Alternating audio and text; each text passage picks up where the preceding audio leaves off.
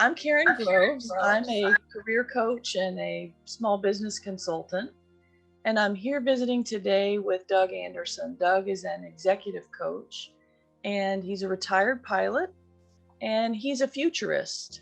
So he studies trends and waves in time. And right now we're in the midst of unprecedented times. So that's the nature of this conversation today. So that's what Doug and I are going to be talking about today. Welcome, Doug. Good to see you. Good morning, Kerin. What's your take on what's happening in the world today? Well, we're probably in a perfect storm of change, is one way to look at it. There are many factors that are affecting change. Most experts agree that this is the period of the greatest change in history. And of course, when change exceeds a certain rate, it becomes very disruptive and painful to people. So I believe this change is so great that it does exceed the threshold of pain of almost all people. So it is such a factor in our lives, it touches everything, that we need to try to understand it as much as we can in detail, and then adopt strategies which would fit each of us to some degree differently to deal with that change. The pandemic has exacerbated everything, and I think we probably underestimate that because when the pandemic is over and we're faced with whatever the new normal is, we will see that the pandemic has changed everything to some degree. But that doesn't mean that a lot of these forces that have been at work, at least for the last 50 years, are being moderated or are not important to us. One of the things I'd like to do this morning is to give some specifics about all these changes that are at work. So the first place to start would be that the historical change. There is a common model that divides history in three different segments, ages, or waves. So when people were first out there in a new world wandering around, they organized around the family units. So you had individual extended families wandering around, foraging, basically with no tools or the most primitive of tools like a club. There was a movement where these familial groups came together into tribes, and this was focused on food, and they had found many different ways to increase the amount of food that they have. So we call this the first wave of history. This is the agricultural revolution. So instead of just wandering around foraging, they said, well, we can do certain things with plants to have a lot more food. You mean intentionally cultivating crops rather than going around and looking for them growing naturally? Let's cultivate them intentionally. That's correct. And they would end up having a lot more because they focused more people's efforts in that and used more efficient ways of doing it. And that was very important. And when people are well fed, they then can devote more energy into thinking about things involving their lives and making life better, like some communication skills. So we did see some advancement in tools and advancement in writing, the development of languages, and some written forms. About 200 years ago, 200 to 250, we had the invention of some sophisticated tools, and particularly utilizing the wheel to get power from water, hydraulic power, and also steam power. So the results of these were tremendous, and it ushered in the Industrial Revolution. And the Industrial Revolution brought people together into large places that evolved into towns and cities, and provided consumer goods. Quality of life improved, the length of life improved, and we had the development of the first foundations of real science that had benefits, and that, of course, significantly caused an increase in lifespan. So the end of the industrial age was greatly helped by World War II, where the West's ability to produce war material ended the Great Depression, and it also allowed us to beat our enemy. Because war really comes down to, can you destroy your enemy with more war material than they can destroy you with? Now, after World War II, there was sort of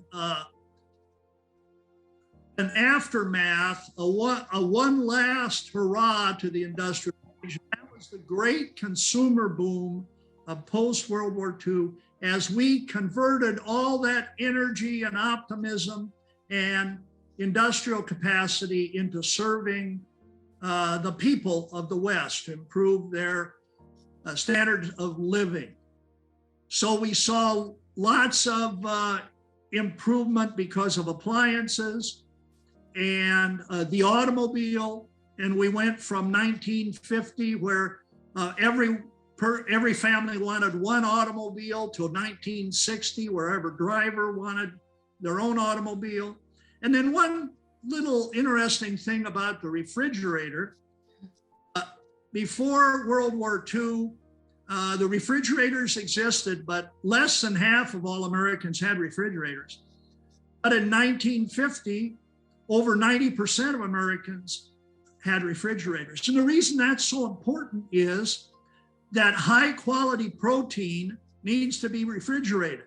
So this enabled everyone to greatly improve their diet, and people were healthier and lived longer.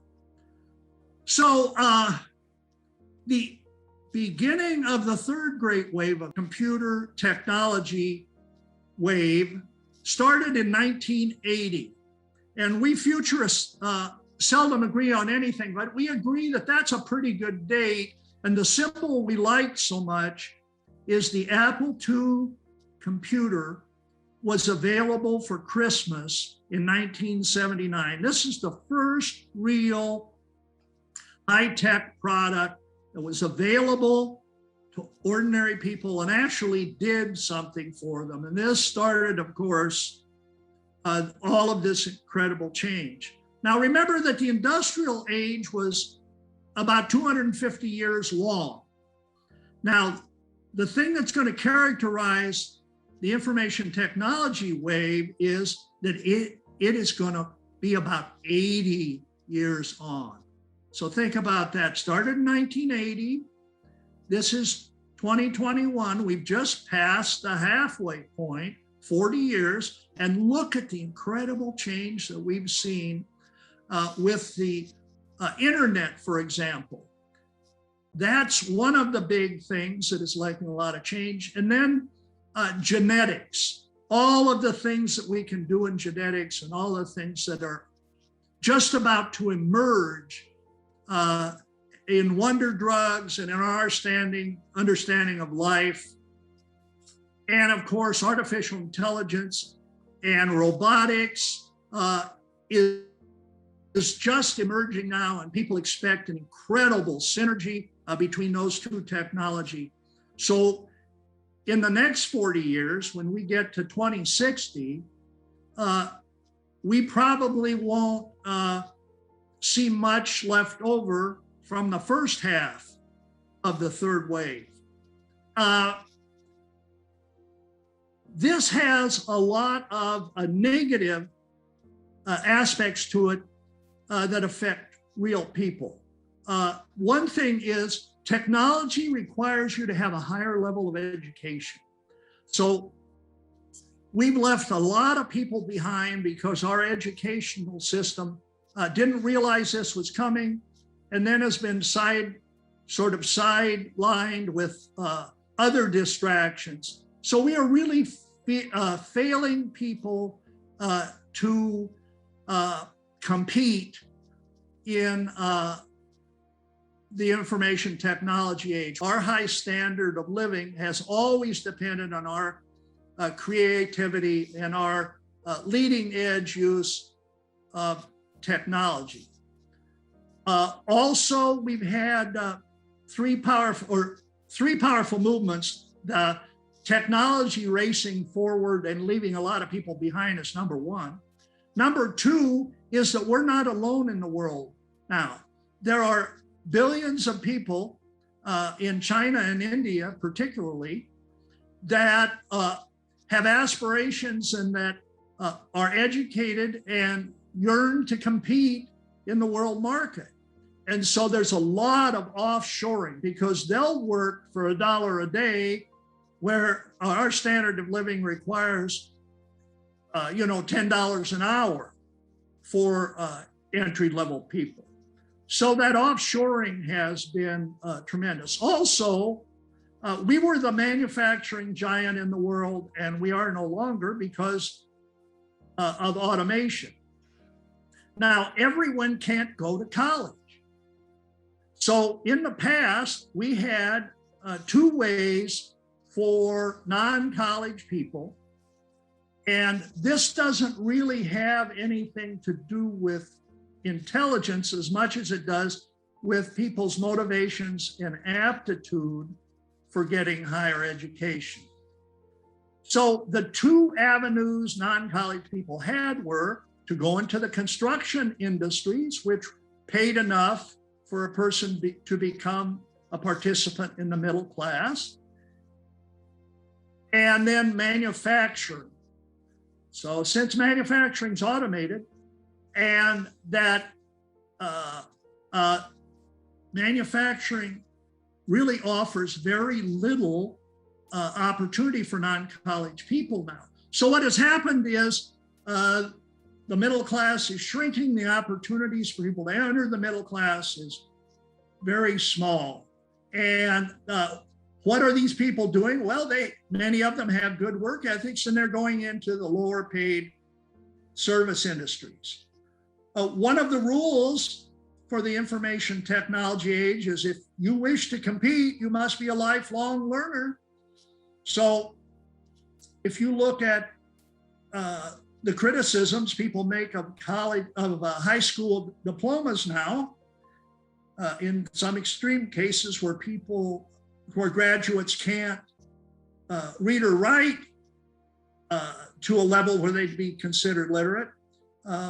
America is very, very challenged in these areas, and the career picture is very confusing in general.